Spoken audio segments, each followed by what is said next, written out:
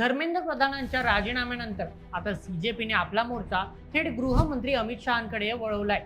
देशाच्या अंतर्गत सुरक्षेच्या मुद्द्यावर त्यांना घेरत सीजेपीने थेट त्यांच्या राजीनाम्याची मागणी केली आहे। विशेष म्हणजे भाजपकडून सीजेपीवर विदेशी फंडिंगचे आरोप झाल्यानंतरच हा पलटवार करण्यात आला आहे।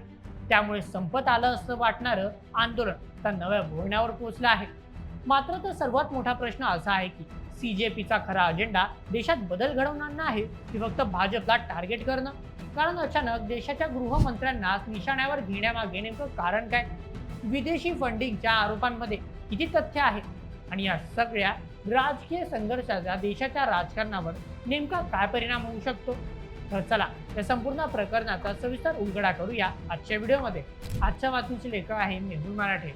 तर मित्रांनो, दिल्लीतील जंतर मंतरवर झालेलं आंदोलन आणि त्यानंतर केंद्रीय शिक्षण मंत्री धर्मेंद्र प्रधान यांचा झालेला राजीनामा अवघ्या देशाने पाहिला।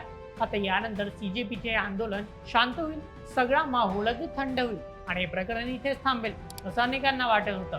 परंतु आता या प्रकरणाने असा एक नवा ट्विस्ट घेतलाय, ज्यामुळे हा संघर्ष आता थेट राजनीतीचे चाणक्य असलेल्या गृहमंत्री अमित शहापर्यंत जाऊन पोहोचले। कारण शिक्षण मंत्र्याच्या राजीनाम्यानंतर आता सीजेपीने आपला पुढचा टार्गेट फक्त एखाद्या साध्या मंत्र्याला नाही, तर थेट केंद्रीय गृहमंत्री आणि पक्षाचे मोठे चेहरे असणाऱ्या अमित शहांना बनवलंय। तसं तर कॉक्रोच जनता पार्टीने या मोठ्या माशाला लक्ष करत आपला डाव तर साधलाय, परंतु राजकारणात प्रत्येक निशाणा अगदी योग्य जागी बसेलच असे होत नाही। कारण ज्या राजकीय खेळात सीजेपीने नुकताच प्रवेश केलाय, अमित शहा त्या राजकारणाचे अत्यंत अनुभवी आणि जुने खेळाडू आहेत। परंतु ही परिस्थिती पाहता एक प्रश्न उपस्थित होतो की सीजेपीने अचानक अमित शहांनाच आपला टार्गेट का बनवलं?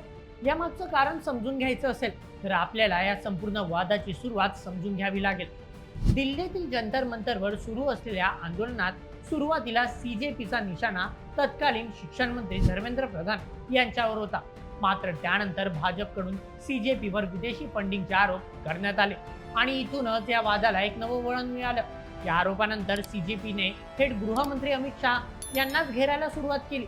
सीजेपीचे अभिजित दिपके यांनी सवाल उपस्थित करत म्हटलं की जर भाजपचे आरोप खरे असतील तर देशाच्या अंतर्गत सुरक्षेची जबाबदारी सांभाळणारे गृहमंत्री अमित शहा इतके दिवस काय करत होते?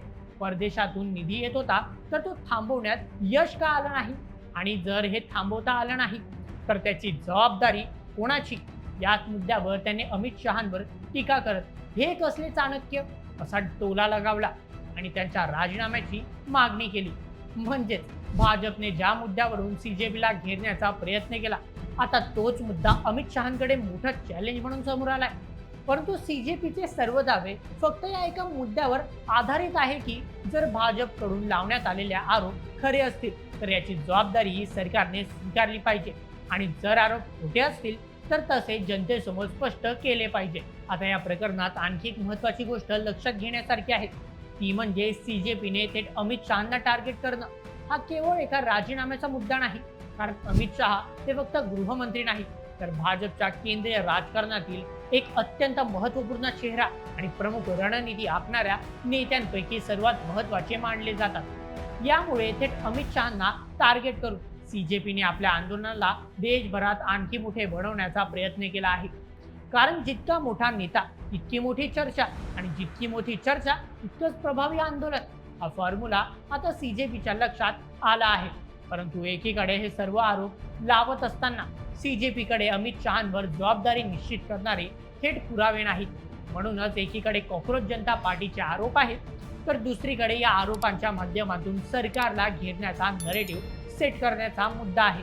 म्हणजे आता हा वाद केवळ विदेशी फंडिंग पुरता मर्यादित न राहता तो हळूहळू सरकारची जबाबदारी, विरोधकांची रणनीती आणि जनतेचा विश्वास या तीन महत्त्वाच्या मुद्द्यांभोवती फिरू लागलाय। यामुळे सगळ्यांचं लक्ष फक्त एका गोष्टीकडे लागलं आहे की या आरोपांवर भाजपकडून कोणता पलटवार केला जातो आणि कोणती अधिकृत भूमिका समोर येते। कारण या प्रश्नांच्या उत्तरावरच हा संपूर्ण आंदोलनाची पुढची दिशा ठरणार आहे।